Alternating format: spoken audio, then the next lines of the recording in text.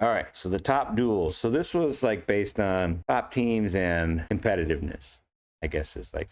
So number one, first finalist, I should say, Iowa versus Oklahoma State, number one. So Iowa was spotting Oklahoma State 6 points because they didn't have a heavyweight, right?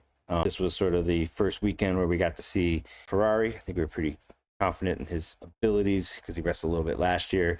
But then Indine, and Indine was the X factor, and Indine won them this duel, right? So he had that 4-3 decision over Cody Merrill, and Cody Merrill is shown to be a a phenomenal wrestler, right? I mean, it was a very impressive victory, and more impressive as the year went on, and ended up winning by 2 points. And yeah, so that's candidate number one.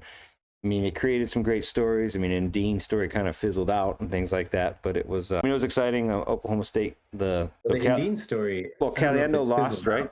To Lockett. Caliendo lost to Lockett, so we got to see. Yeah, right. And Dean's story is yet to be written. Exactly. It just changed directions, and now there's going to be a sequel and maybe even more. Super fun. I mean, this is where we really got to see those freshmen, competing for Oklahoma State and stuff like that. So it was a great duel, and Iowa won. The old guard. Now, Oklahoma State got their get-backs for sure. Number two, NC State Cornell. This was pretty recently. Had the, so it was a 1-point duel.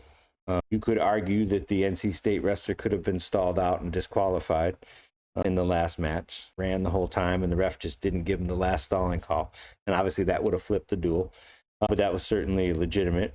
But it's really, settled this duel was really the Biskins joy match, and Biskins winning in overtime, sudden victory, so, and not tiebreakers. Oh, I hate tie. I mean, it was on a joy bad shot, I don't know, it's interesting. So anyway, final score is 1 point, but NC State jumped out to a 16-0 lead. So, that's another thing, is like they really got run down, which is kind of fun to see in duels. We got this 16-0, and then like, So definitely, like, Chaparro Ruiz got that clutch win when he was down big and just kind of battled, got back. So great duel, and very competitive. The last one was Cyhawk. Obviously, this is a big deal. This is the first time that Cyclones actually got Iowa in many, many, many moons, 20-some years, right? You had Gaetan defeating Patrick Kennedy, right? And I have to forget about that match because I keep picking Gaetan to win matches. Right. Since then, it's like, no. It's even more like improbable that happened. He's like the Cam Caffey, He beat like Gabe Dean one time, and you're like, oh yeah, pencil him in for a round of 16 now. Anyway, but obviously over 12,000 people in Hilton.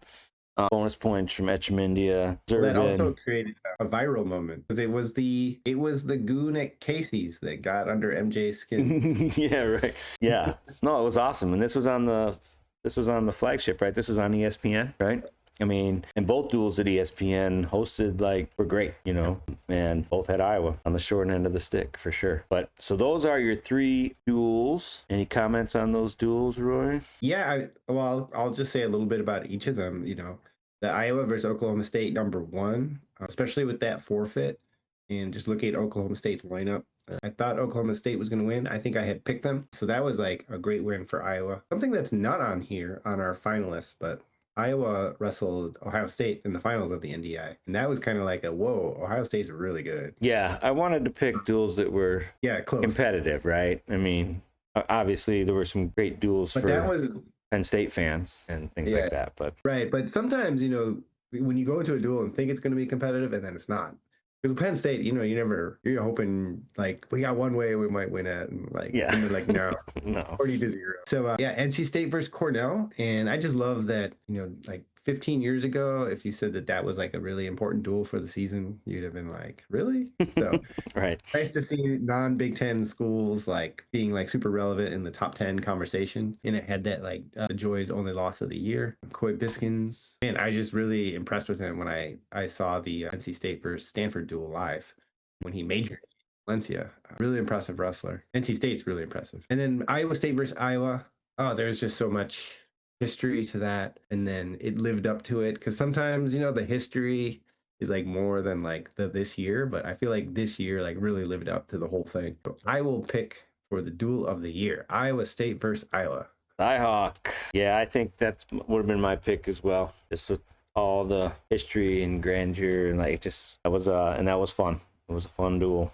Maybe not so much if you're an Iowa fan or something, but they've gotten plenty of them. I mean, it's been leading up, right? I mean, the last few years, you're like, yeah, Cyclones might get them this year. You're like, it's been like Lucy in the football for so long, and like finally stepped up and got her done. So right on ESPN in front of 12,000 fans, so super cool.